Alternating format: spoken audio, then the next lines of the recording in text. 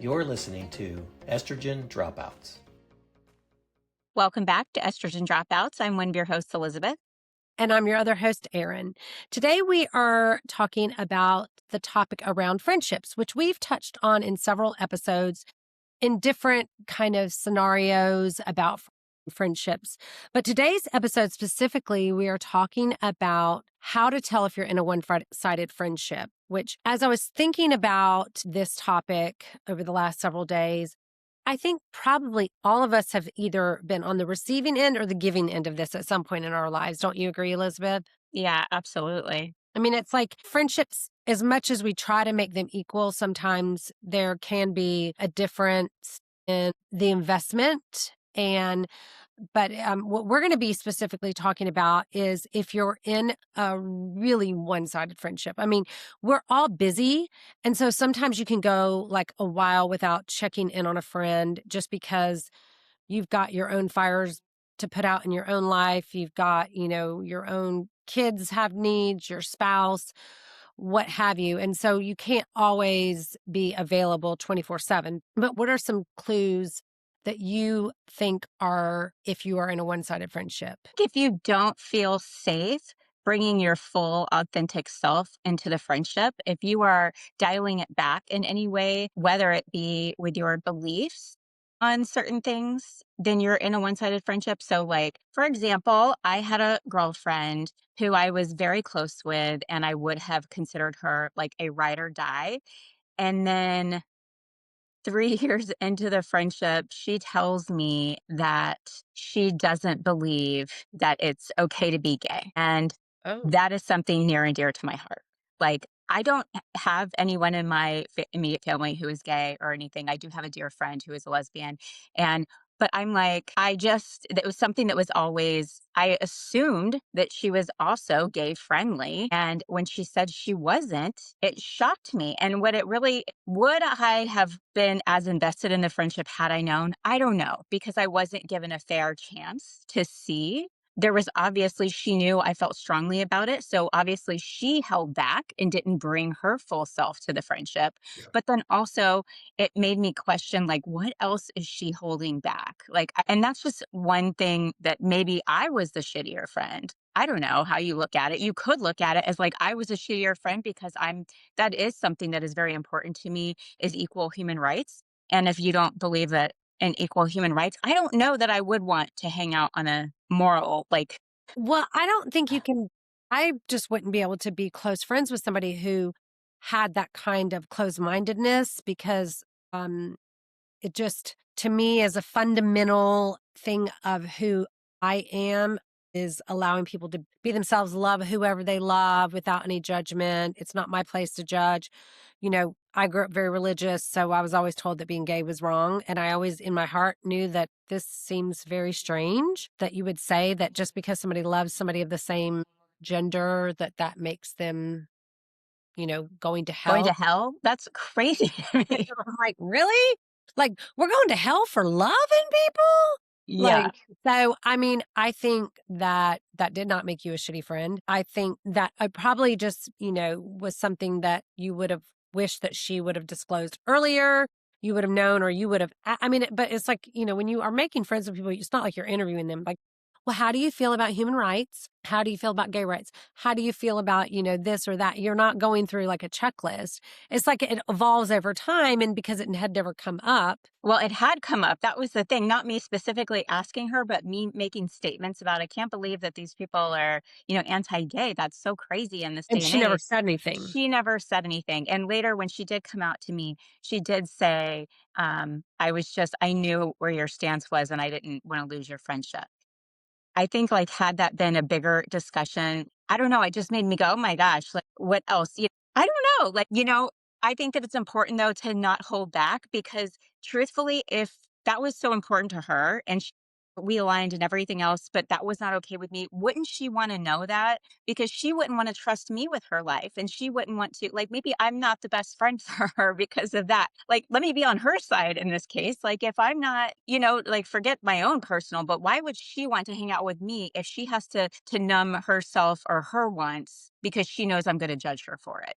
And the same thing. Well, but I mean, I know you're trying to defend her, and I love that you're trying to like play devil's advocate. But she literally, like, for me, it's like, she's basically saying that people who love somebody of the same sex, like, it's just too close minded for me.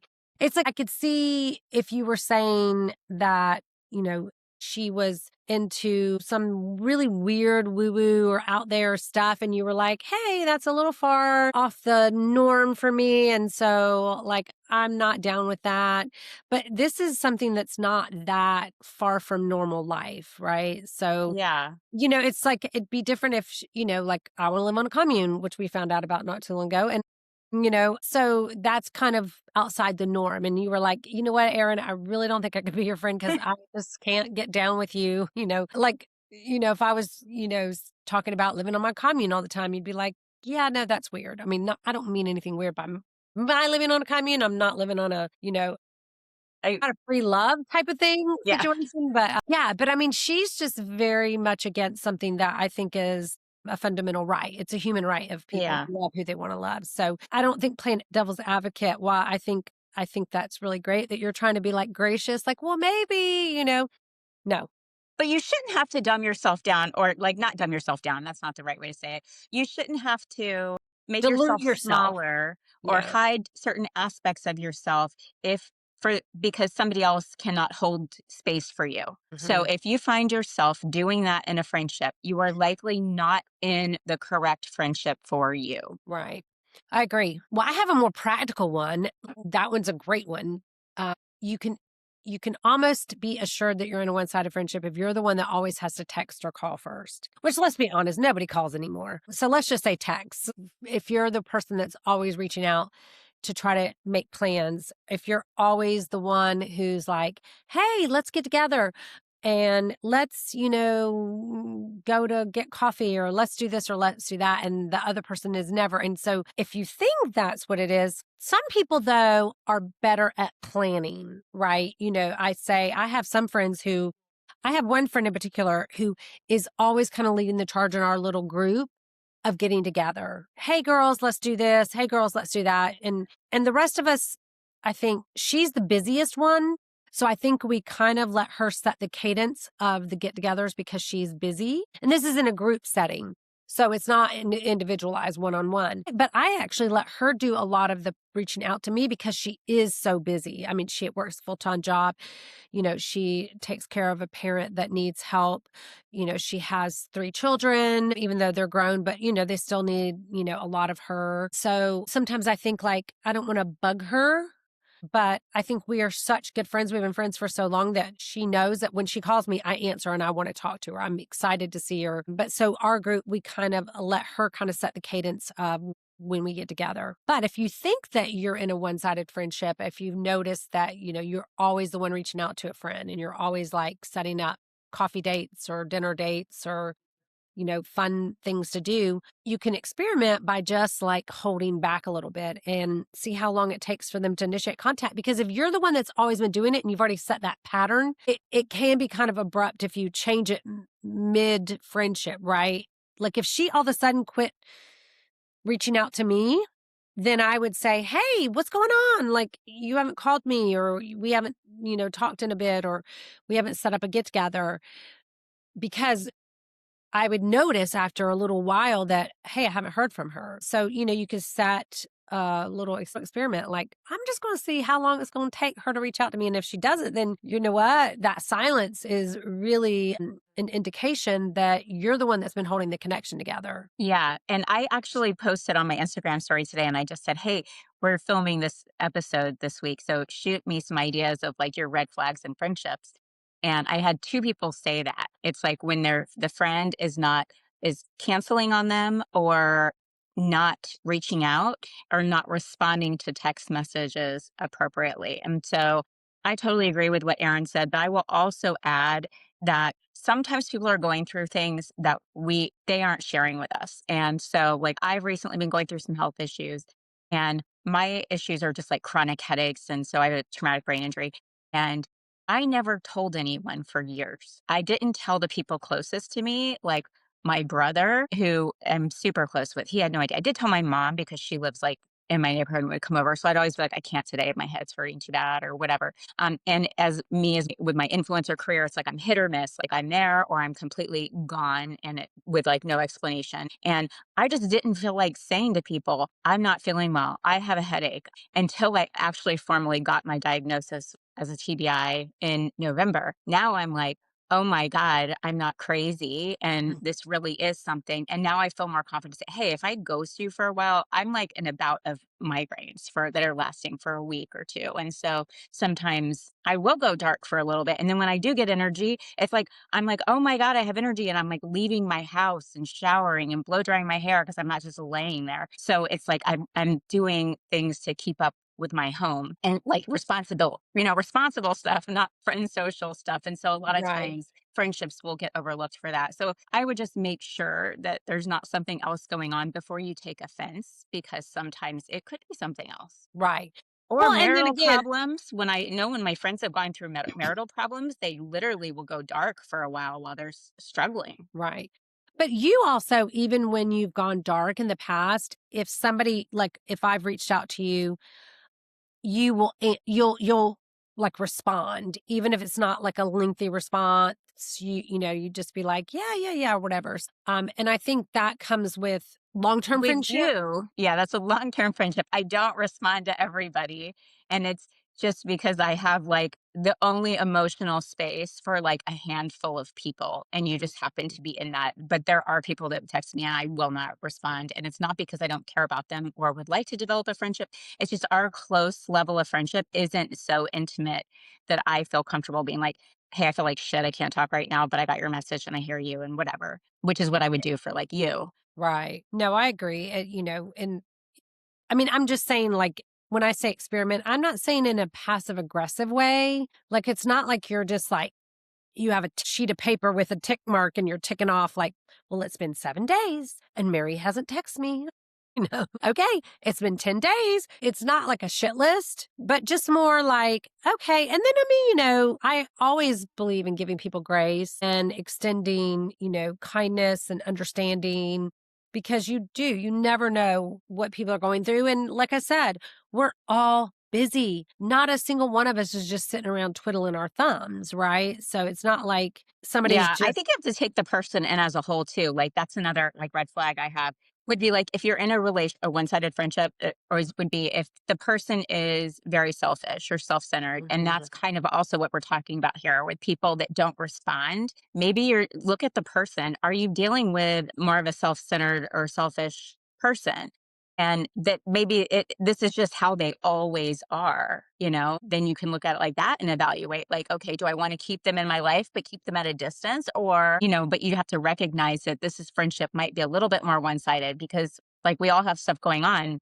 You probably do too, Right, right. and you might need to talk to somebody too, like, but Well, and I think that is, like you were saying, is then it's like levels of friendship, maybe. yeah, So maybe this is your friend that you play pickleball with, but it's not a ride or die friend. yeah, So then it's like where, there's a bunch of like, it's a spectrum of like, this is the person, that I'll be friends with forever. This is a person that is in my life for a season because I'm really into pickleball and we play pickleball together. Well, I was going to say, in kind of bridging from that, is that, and I've had this happen to me a lot because I am definitely a person that people tell their problems to a lot. And I will just let people, not dump on me, but I'm a good listener. And that's not a brag. That's just, I think that's true. something. Anyone that knows Erin well, like everyone goes to Erin with everything. Like people don't come to me because I don't respond to everybody, but everyone dumps on you. Yeah. And so then if you have somebody that's always just like sharing their problems and you're giving them support, but then when you need it, they aren't there. And I have a good example. I have a good friend that we had another good friend. It was like, kind of a friend group. And the one person and we cut ties. And then, but she still calls the one good friend that I'm still really good friends with. I know this sounds confusing. It's like my mother's brother's cousin's neighbor dog. But when she calls this friend, she always calls for advice because she wants, this particular friend gives good advice and has good perspectives. And so she'll call and ask, get advice from her, but doesn't ask a single thing about what's going on in her life. Like one of the times that she called, she was in another country with one of her children on a mother, daughter trip. And the friend just doesn't take any clue. Like, oh, I'm in like, Switzerland with my kid. But yeah, like, well, let me get your advice on this. No. And then recently we were talking about she had a conversation with this person. And at some point it came up and my friend said, this has been the hardest year of my life. By far something, 2025 was like a total shit show or something. And the other person says, oh, I'm really sorry. Yeah. Like Instead of doesn't, like, "Oh my gosh, what happened?" or "What's going yeah. on?" Because Or, and I think a lot of people, not a lot, some people might be afraid to ask because they don't wanna cross some boundaries, and so they're thinking, "Well, if they wanted to tell me, they would." But if they're saying that much to you, they're likely open to have a conversation with you about it. Otherwise, they wouldn't have even said that to you. well, and the person knows what's going on anyways, because it's like kind of common knowledge. So it wasn't like anything super secretive. It Mhm. wasn't like, oh, I'm going through this, secret medical crisis or whatever. It was very well known what was going on. And it's just like, oh, I'm really sorry. But can I get your opinion about this? Yeah, It's like, terrible. read the room, lady. Like, you're definitely like an energy vampire. You're just always looking to be supported and have access to this person, but yet you're not giving them access to your time. It's just convenient when it's convenient for you. When you are, it's convenient for me to now chat with you and get your advice or whatever it is. But the same doesn't hold true for when you need to like reach out to me. The call goes to voicemail or what have you, or the text goes unanswered. Yeah, and if you're having a hard time struggling, like if you have a genuine friendship or not, and you can't figure that out because you feel like I love this person, I care for this person, but they really never ask me about me. They really don't seem invested in me. All they reach out like what Erin's talking about just for advice, but they don't like it seems one-sided, but you aren't 100% sure. Ask yourself how you feel, how in your body after you spend time with them or look at your behaviors leading up to getting together with them, while you're with them, and afterwards. Because I will tell you, like, I had a couple girlfriends like this over the past 10 years. And every time I went out with them, I would get drunk. And it was because they talked at me nonstop about their problems. They were energy vampires and would just dump on me all their problems. And I would just sit there and drink and go, uh huh, uh huh. And I would like and then afterwards, I'd be like, "Oh my god, I cannot go out with him anymore." Like, that's the way I would feel. Like, I might, like, be excited leading up to it, like, "Oh, I'm gonna go out, I'm gonna meet them, we're gonna have drinks, we're gonna meet," and I'm always thinking it's gonna be a good time, and then by the time I get home, it's like I'm tipsy, I feel like shit, and I feel like I didn't say get like nobody asked about me. It was just me supporting them. And then I think I got to stop hanging out with them. Like if that's the way you feel when you leave, like, oh my God, like what a waste of a night. I spent a bunch of money. I didn't enjoy myself. It was not mutually beneficial. But then you forget like a few weeks Right. later and Right. you do it again. Don't do that. Recognize it. That's a one sided friendship and start distancing yourself. Yeah, and that is such good advice is like pay close attention to how you feel. Do you feel depleted or do you feel energized? Or at least, even if you don't feel energized, at least you feel peaceful. You don't Yeah. come home feeling like just completely drained and like, oh my gosh, not, it's like if you're a caregiver or in healthcare and you're at a nurse and you're just like constantly pouring into other people and you come home you're drained. Friendship shouldn't be like work in the sense of, I mean, I know that all relationships take some work, but shouldn't leave you feeling drained or depleted or just sitting there having to get drunk to put up with somebody. Yeah. Another thing that I have is it's hard to be friends with the perpetual victim. I Mm, think that if someone has a victim mentality and if you're just going through something in the moment, like adultery or you're in a relationship crisis, you're leaving your spouse, you're in the middle of a divorce, it is normal to not be like the best friend in a Mhm. crisis. That is so normal to not be have an equal friendship. So don't think that like, you can't expect it to be 50-50 all the time. But if this is a pattern, and if they Mm. got divorced 5 years ago, and every time you get together with them, they're talking about the divorce and the effects of it on their life, that is a perpetual victim, and that is not a good friend for you. Like, again, I'm not saying unfriend them, but put them in that friendship category of like maybe just once in a blue moon, but that's not a mutually beneficial friendship. I agree. And it is sometimes hard because I feel like, depending on how it doesn't necessarily like, it's not necessarily predicated by the time of the friendship, but like the depth of the friendship, because there are some things that, you are just too much for a Too friend. much. It's like, so, and I feel bad, like, "Oh, am I not really a good friend if I can't hold space for them during this?" But it's not usually when it's the first time with the Right. crisis, and it's not even the second time, but it's like some friends are just in perpetual crisis and they go from crisis to crisis to crisis to crisis. And then you start looking at, okay, this is like manufactured almost like where this is a character trait of them, if you will, that Yes, they are like they always always have issues. There's always neighbor issues. All of their friendships have fallen apart. They can't seem to find someone to date because none of the men out there are good enough. And none of that, like, I'm just saying there's some type of underlying thread. And I'm not just saying just like one of these, right? I understand like dating is likely hard. So if you are single and dating, please don't take that as me just judging or making a blanket statement. I mean, I definitely was, but that's not how my heart intends it. But if right. there is someone that's always choosing like the loser guy, like there's a single person, tying all of these things together. So, just be mindful. Look at the common denominator Yeah. and you're like, you're at the center of it. Well, when we kind of touched on it, but another thing that I think is kind of indicative of a one-sided friendship is if they only see when it's convenient for them. Say the plans fall through for them, and then all of a sudden they're like, "Hey, do you want to go so and so, so and so?" And you're kind of like, and then it comes out like, "Oh, they were originally supposed to go to Florida for the weekend with."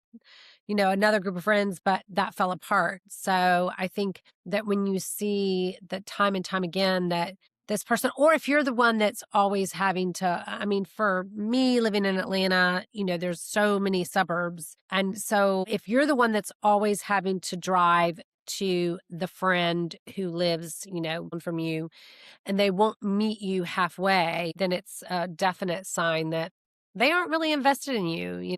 They're invested in you as long as it's convenient for them. Right. And that doesn't mean you have to unfriend them, but you keep Yeah. them as like I had a friend that and I do have a friend and I love her dearly and I would say we are good friends. But like she like has invited me to go. She has like a beach property and she's only ever invited me to the beach when it's raining and nobody else wants to go. And I'm like, You're like, okay. "You're nothing." Yeah, I'm like, that's not a top tier friendship for me then. And so like that just lets me know where I stand for her.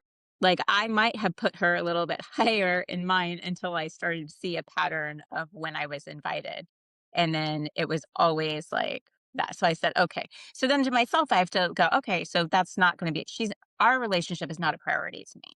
I had to Right. change that. I had to say, okay, we are friendly and we have this one deep thing that we can connect over. For the most part, like You're I'm like, not a top "Lady, I'm tier not friend to going to her. the beach when it rains I every know, I'm like, time." why am I gonna if I've ever been invited on a sunny weekend, then of course I honestly, as a good friend, would have gone to hang out with her inside while it's raining. Sure, girls weekend indoors, I'm down for that at the beach. I don't care if it's raining. But because Yeah. I'm also never invited on, I haven't been invited on the sunny days, I'm not gonna make the trek in the rain. And that brings me to my next clue for you if you are in a one-sided friendship, is if they make time for everyone else. If that friend, you were seeing that, oh, she was at the beach when it was sunny with other friends or, other groups of people. And then, you're seeing on social media or what have you. And then you're like, okay, wait a minute. Like this just isn't adding up. So if somebody is always able to make time for other people, but they can't make time for you. It's like you got to consider the bigger picture and ask yourself, is this person really invested in me? Is their behavior a reflection of how they feel about me? And the answer is probably yes. They don't care about your friendship as much as you care about theirs. And again, then you just have to reset your you know, priority for yourself of them being your friend. So you have to match energy. Yeah. And also to take into account, okay, what are your thoughts on this? Do you think income plays a role in friendships and matching that? Because matching energy could also be so, like, I have some friends that are very family members, friends, family, that are very wealthy, and it's their lifestyle is very extravagant. And it is hard in that tax bracket to be like, they're like, do you want to go to dinner? Their dinner is different than a normal. Like, they're not going to Outback, I mean, or Firebirds or wherever, they're not looking at a $50 steak. They're looking at a $120 steak. So unless it's easier if you're in different tax brackets, the same thing, like if you're in a lower income to hang out with someone eating a $50 steak, when they say, let's go to a restaurant, but you're in the tax bracket where, it's much less than that. You're You like, got I to wanted to go to Chili's. Yeah, you gotta take that into account. I don't and, like, vacations and, like, all kinds of things are getting together.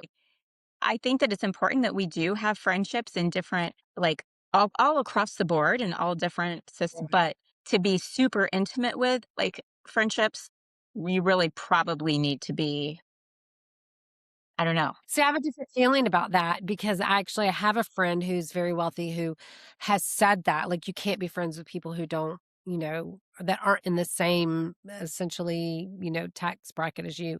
And I don't really think that that's necessarily true because I think it can be different friendships for different things. So you can have your friendships that so let's just say if I was the friend who was in the wealthier tax bracket and my friend wasn't, then I would find things to do with that person if I really value the friendship that didn't cost a lot of money. So instead of going out for a $120 steak at a really expensive steakhouse, I would say, hey, let's meet up at Starbucks or, your local coffee shop and get coffee or go, thrifting together, go to garage sales or, just something that does, or just go hiking or, then if I was the person that was in the lower tax bracket and I had a friend that was in the upper tax bracket, then I would try to make, again, things for us to do that didn't cost a lot of money. Let's go bowling or let's go ice skating or whatever it is that wouldn't be super expensive. Like, no, I'm never going to be jet setting,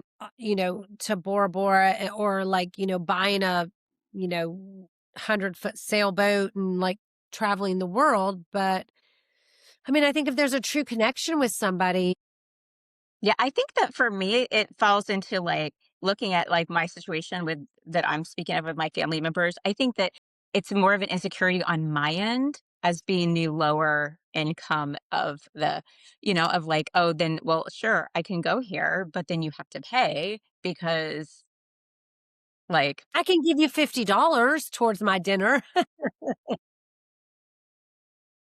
and then it feels uncomfortable because I'm like, okay, but now you're going to somewhere I know you intimately and I know you would literally never eat here. And now you're going there for me. And then I feel uncomfortable.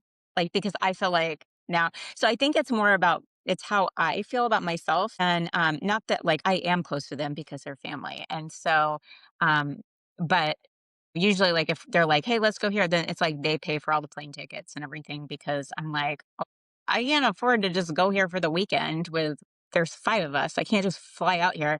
And then they're like, "We'll fly you." And I'm like, "Okay." But then I feel uncomfortable the whole time and I shouldn't. And it's not because of anything they're doing. They know what we're walking into. And I do too. I do. It's like an insecurity of mine. But I totally get that. Like that would make me feel I don't know if I'd be able to accept that. Like, oh, we'll fly you or whatever. I'd be like, I don't know if I'd feel as comfortable with letting someone pay, my way. Yeah. I mean, for family, it's different. Family's Mhm. different because you know, family is family. So Right. I And they're like, look, wouldn't. I know that you guys can't afford all this, but we can and we want you there. So we're paying for it. Right, right. So that's different.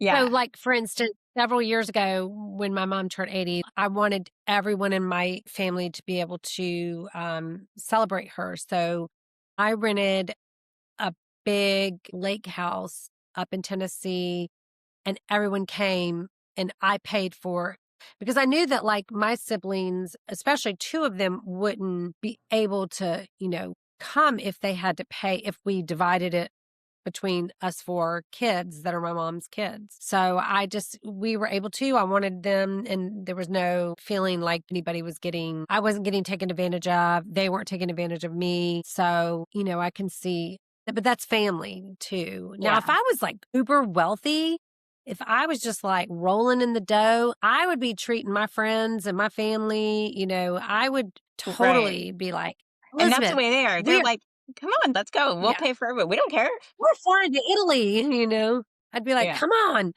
I mean, I wish I was so wealthy so I could do that, That would be like one of the best things about money. If I had money is I'd want to like treat people Hmm. to stuff, I'd be like, hey, come on. We're going to fly to New York for the weekend or whatever and just go catch a Broadway show or whatever. Yeah. So well, this leads me into my next thing, which is jealousy. It's hard. It's a one sided friendship if you have someone that is jealous of you. You can never have a true open friendship. And you kind of know that someone's jealous of you. And if you are the person that is jealous, maybe these are some things that you can even ask yourself if how you're feeling. Like, with my insecurity, it's me, with my family treating me. It's not like, it's not them, it's me. And so it's kind of the same Mm. thing. Like if your friend is posting like how great their life is, are you sitting back being like judging it? If so, like if you're like, I'm not going to like this post. Like I know that they got a promotion or they're posting this and they seem so happy, but I'm not going to like that post. That's something inside you that is you need to reflect on. But then also your friend should look and be like, hey, I posted this and like I'll post stuff and then somebody will see me out and be like, "Oh, I saw that you did this," or, "Yeah, that's great." Like, but I'm like, "Okay." But they never commented on it either. Right. Never comment on it, never or they'll private message me. So for me personally, like I take that as a red flag. Like if you private message me, but you can't like you'll see a post and be like, "Oh, I saw your post," but you won't comment on it. I'm like, "Okay, you don't want people to know like you're engaging with my content or something." Like, I don't know. That's just weird for me. Yeah, I think jealousy for sure. Anytime that you do, I mean, it's usually if you are jealous of someone, it's an insecurity on your part. They're triggering something in you that makes you feel less than. And so you have to remember that. And I had a friend who I don't lose very many friends, but she would always try to put me down. Like little things it wasn't like she was like, you're ugly, or you're, this or you're that, but comments that would be just, to try to design to like tear down my self-esteem or what I thought. And I remember one time she made a comment about my voice. And then another time, like how my What did she voice, is like, what your voice, like, it was we were doing a training and for yoga and the instructor who actually ended up being mentally ill, like he's psychotic. Like I'm not even kidding you. And at the time I was like, this man has got to be, I thought at best he was bipolar. At worst, I thought he was like schizophrenic. And like the very first time I ever taught, this is totally going off, on a tangent, but the very first time I ever taught a class in his studio, he beat on the wall and said, your voice is so annoying. I'm having a physical reaction to it. And like the people in the room went crazy. Like these ladies were about ready to string him up that were in the class. Granted, it's my very first time ever teaching in front of a group of students. So we had our teacher training class after that. And there was only a few of us, and one of them was my friend. And he would try to pit us against each other always, which I never bought into. And the other gal never did because there were only three of us. But she would like, yeah, well, you do kind of have a voice like Fran Drescher. I was like, note I to don't think self, so this at person does all. like teacher's pet. Okay. Like you're trying to get into his good graces and deflect him from like attacking you by letting him attack me. So, it's like that was like a clue to me. I thought like, oh, we were friends, but like you're really not my friend if you are going to basically use me as a human shield to For protect sure. yourself. That's Yeah. crazy. So That's so also I mean I crazy. had to be jealous. Yeah, for sure. because there was no other thing that it could have been. Well, do you have any other clues that you're in a one-sided friendship? Main thing is just to trust your physical feelings in your body when you are with that person. And if you are questioning whether or not you were in a one sided friendship, you likely are. And like over the summer, Yes. I had a friendship that it was not a one sided friendship. It's not a one, it's a very good mutual friendship, but she was kind of going through a crisis with her husband at the time. I just sent her a message and I knew I hadn't talked to her, but I was worried about her. And I also didn't want to hound her because I knew they were in the middle of a crisis. So I just sent her 30 days apart. Like I sent her two messages that I hadn't heard from her in that time. And I just said, hey, I just want you to know I'm here. I'm not reaching out to you. I know that you are in a crisis right now. But if you ever need to talk, I'm a safe person and that's it. Wish you well, love you, thinking of you, the end. No need to, and I said, do not worry about responding to me. And then that was it. And I did that two times. And then she ended up reaching out and was like, okay, let's get together, you know? But I just think trust your gut. I never had that feeling of am I in a one-sided friendship with her because I knew that she was going through something and sometimes that is happening. But if you are feeling like you are in a one-sided or then I think Erin's advice of taking a step back is really good. And you likely are in one if you're questioning yourself. Mhm. There's something in your gut that you need to reflect on. Yeah, you need to listen to it. Well, the other thing is, I think if you do feel like you're in a one sided friendship, you can address your concerns to the person, but do it in a non confrontational way. So, not when you're like, not when they've just like canceled plans with you again, or not when, you know, you've just had some type of like interaction with them that has left you feeling that way. Don't come at them like a bull. Instead, maybe a few days later, after you've had time to let your big emotions calm down, reach out and say, hey, I'd love to chat with you about our friendship. And then you can let them know, I just want to see, are we on the same page as far as our friendship goes? Like, I consider you a dear friend. And I get that, friendships evolve over time.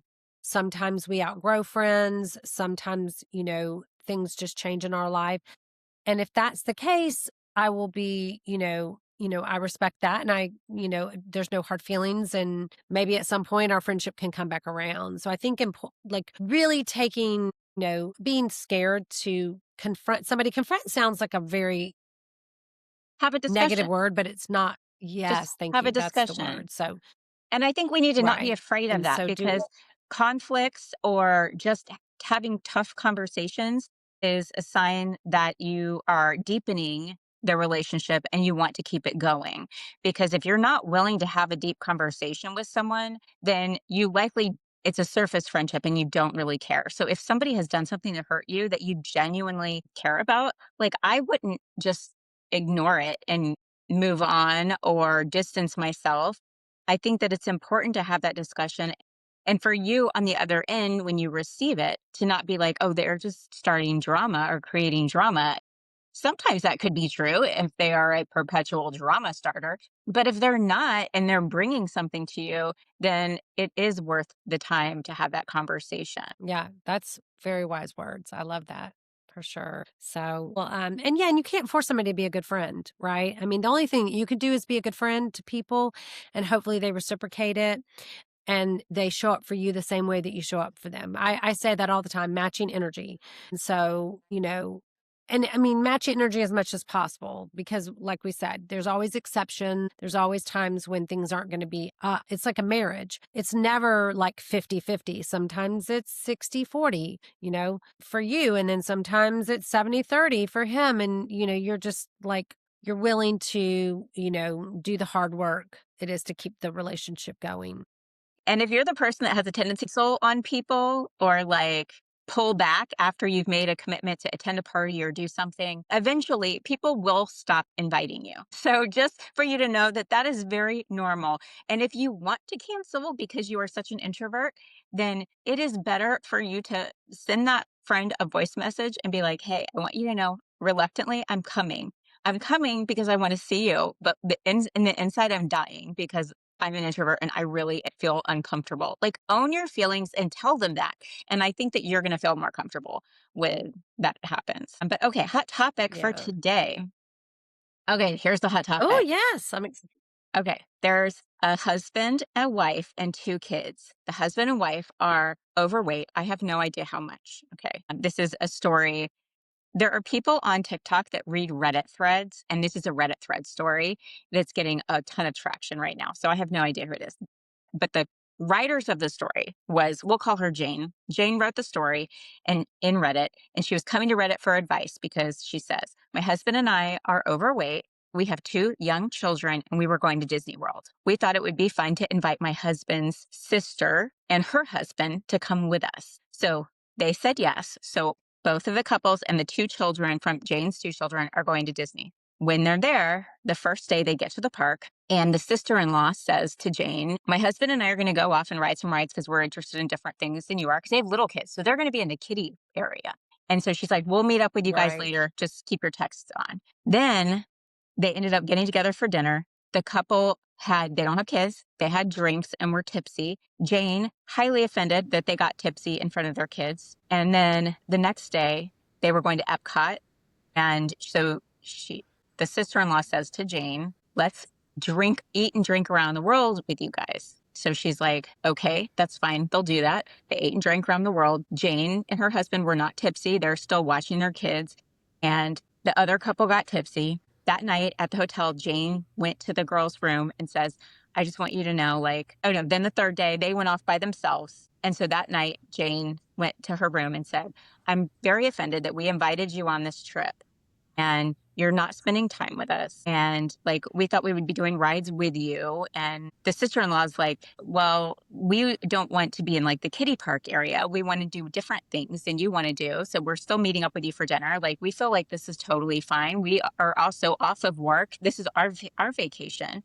And so we're wanting to do what we want to do." Well, so then they didn't see each other 2 more days of vacation. Then when they went home, Jane sent out an email including her husband's sister and the husband and his parents and to the whole family and said, "I'm taking a step back from this relationship because the sister did not participate enough. We were overweight. Like, it's harder for us to walk around the park and stuff. And like, she didn't help us out at all and wasn't staying with us. And so here we were, adults, like thinking we were going to have a more adult vacation, but we didn't. We were just with our kids the whole time. And so therefore, like, they aren't as invested in the relationship as we are. So we're taking a step back." And so his family received this email and came to their daughter's defense, right? His sister's defense. And we're like, "This is insane." So she brought it to Reddit to get other people's opinions. What do you think about this? I think she's completely out of line. I mean, like, I can see where maybe she was like a little bit hurt that the aunt didn't want to see the kids ride the rides. Like, maybe like, I thought you That's were what going to, she said to them. She goes, you "My kids know, were so looking forward to hanging out with their aunt." And she's like, I'm getting paid $200 but to I get into mean, a really, park to seriously. do Kids kitty." for sure. Yeah. I mean, like, I think that Jane is out of line. I think, and especially, I mean, I could see, I'm not saying that her feelings, they're valid for her to have. I mean, I don't necessarily think that they're correct. I mean, I'm not negating her feelings. Your feelings are your feelings, right? But she needed to really look at it. I think what Jane was thinking was that she was inviting the sister and the brother in law to come and watch the kids some so she and her husband could have time together. And then when that didn't pan out the way she wanted to, she was butthurt about it. Yeah, I agree. That's what I think. I think, but she didn't pay for their vacation. So it's like, if you want them to watch the Right. kids, like, offer to pay some. I mean, this is their vacation too. They have careers and jobs. Like, they had to Yeah. take off work and go and pay. I mean, she didn't pay for anything for them. Not that she should, but if you're expecting them to watch your kids, they're not babysitters. They're family members, and they're still going to dinner with you every night. Yeah, that's where I think the difference comes in too, is if you said, "Hey, what if we pay for your tickets to the parks and then for a little bit of the time each day, you take the kids and go ride rides with them so that, so that Jane and her husband can go and do something." I mean, yeah, Jane is, I think she's completely in the wrong. I Yeah, I mean, I do too. think It's that, interesting. Most people on TikTok feel like she's in the wrong, but there are a bunch of people that think that the sister-in-law should have hung out with them since they were invited on this family vacation. They should have stayed together the whole time. I'm like, I don't feel like that. I think, like, when you're doing your own thing, like, yeah, if you see each other for dinner, that's good. right. Yeah, and I they mean, probably unless saw him you for want to do breakfast or the same whatever. thing. but there's no Right. obligation. Plus, also, Jane could have said, like, one of the days, like, hey, or she could have had a conversation with them ahead of time, or even while they were down there when she realized, like, hey, tomorrow when we go to, Magic Kingdom, will you come for like the first hour and, watch the kids ride, the Peter Pan ride or what have you? Or will you take, I know that little Jimmy would love for you to ride the ride with him. But instead, she just didn't make herself clear and didn't express what she was feeling, and then she like bottled it up and kept it until she came back. So yeah, Yeah. I mean, it's probably one of those groups like "Am I the Asshole?" Yes. AITA groups on Reddit. Yes. Yeah, and it's like I'm like, if you have to ask, you might be. Exactly. I don't know.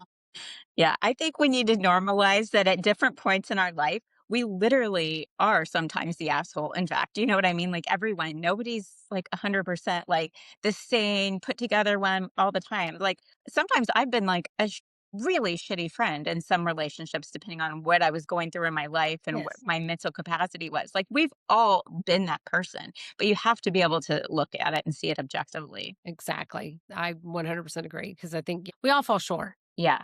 But it's just owning it when you do, and then also giving grace when other people do. So because you're like, that could be me. Hmm. So, well, hopefully you guys enjoyed today's episode. We would love to have you hit the follow button on the podcast if you don't already.